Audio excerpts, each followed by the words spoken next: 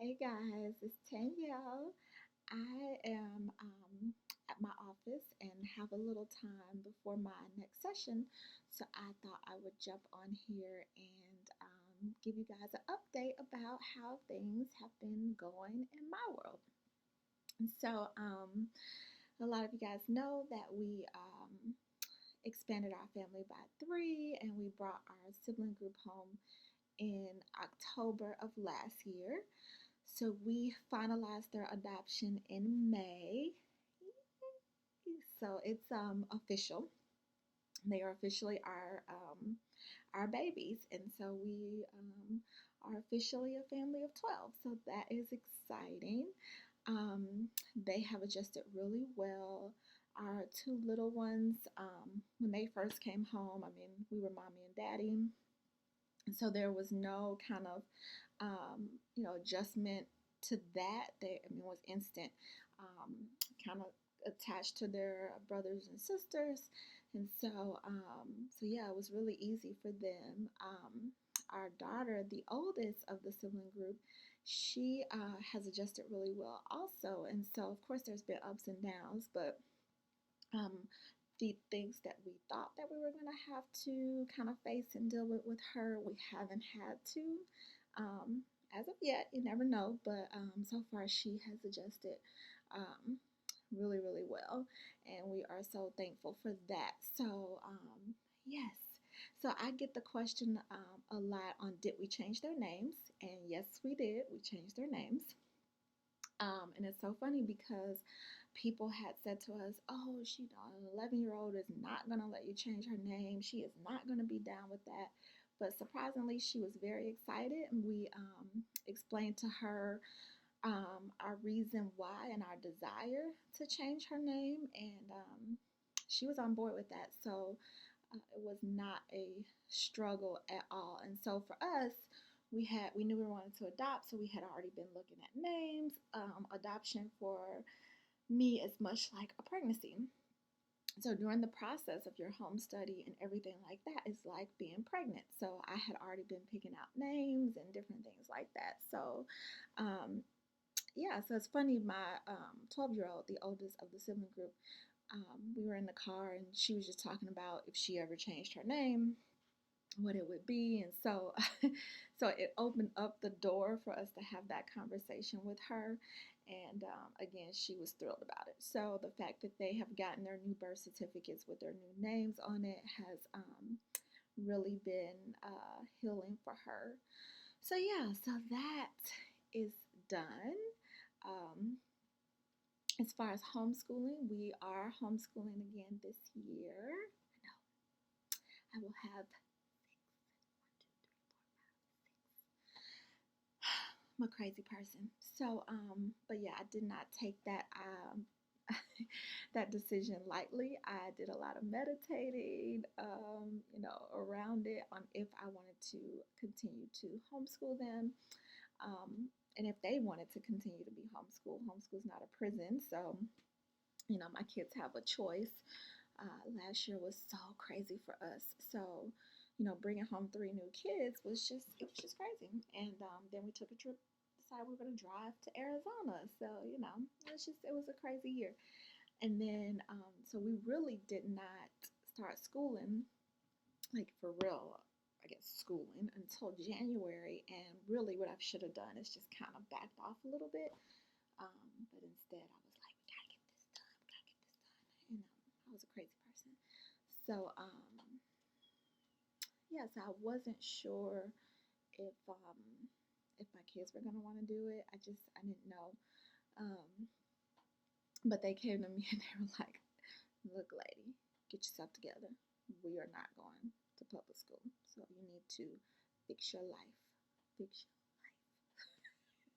life." So yeah, so I got it together, and honestly, I didn't have a desire. It wasn't a strong desire in my heart to send them to public school just yet. So yeah, so they will be home again this year. I don't know what we're gonna do. Last year we did a rotating schedule. I liked it when we were able to do it before we brought three kids home. I don't know if we'll do that again this year. I don't know. I'm still deciding. I do kind of know what curriculums we will use. I have already started that planning. We won't start officially back until after Labor Day anyway, so that's just our schedule. But so for my kindergartners, yes, plural, I'll have two kindergartners. Not my first time, but they're fourth and fifth grade now. So it's been a long time since I've had two kindergartners. But yeah. Anyway, they will be using ABC Darian, Abeka, and a little bit of Moving Beyond the Page. I'm not sure if I'm going to incorporate Moving Beyond the Page right off or if I'm going to bring that in second half. I don't know yet. But that is pretty much what they will be using. And then my fourth grader will be using Abeka. He loves Abeka. It works. It's structured. He likes it. So, um, yeah, we just go really slow because I think Abeka is advanced. And so we just take it slow and he likes it. So that's what we're using for him. My fifth and sixth grader will be using IEW for language arts and then in their writing and teaching textbooks and for math. So, and then my eighth grader will be using Cover Story for her language arts and writing and teaching textbooks for math. I will forever and always use teaching textbooks for math. They need to go digital, but I will forever and always be using teaching textbooks for math. And then for science, I am debating between if I am going to do, y'all just drew a blank, Exploring Creations with anatomy.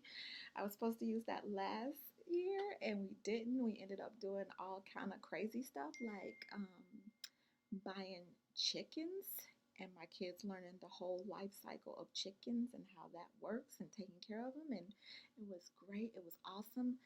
And then my neighbors reported us to the HOA. Where they do that at? You know, there's chickens. Our chickens wouldn't hurt nobody. They could have got free eggs. Free eggs, y'all. They didn't want no free eggs. No. They just don't like us. That's what it really was. But anyway, that's neither here nor there. So yeah, so we did that. So we just kind of did all kind of crazy stuff like that last year for science.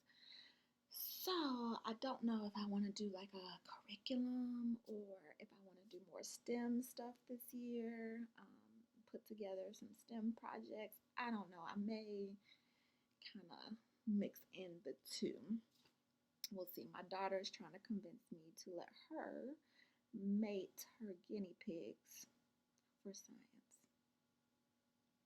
Yeah, she wrote me a whole little essay on why she should be allowed to let her guinea pigs mate. Lord, y'all just pray for me. I don't know about these kids. So yeah, so that's homeschooling. And as far as work, I'm back at work. I am a marriage and family therapist and life coach, and so I had a private practice in 2013. In 2014, my mom passed away, and I found out I was pregnant. So I shut my practice down, took some time off, needed some respite time and just some healing and kind of deal with my stuff and my grief. And so I reopened my practice in April, and yeah, business is taking off. So I am back doing that. I'm usually here about 3 days a week. It's kind of how I schedule my schedule. Trying to get down to 2 days a week since school will be starting back. So we'll see. My husband just recently started his own business. Yeah, which means I now have 2 businesses. Y'all know how that goes. Y'all know. And so enjoying that whole arena of life and entrepreneurship and all of that. So yeah, so that's kind of what we have going on in our little circle of the world. Um, but yeah, that's it. That's all that's going on. I just kind of wanted to jump on here and take 10 minutes and just catch up with you guys. So if you have any questions for me or anything like that, feel free to ask them and I will chat with you guys soon.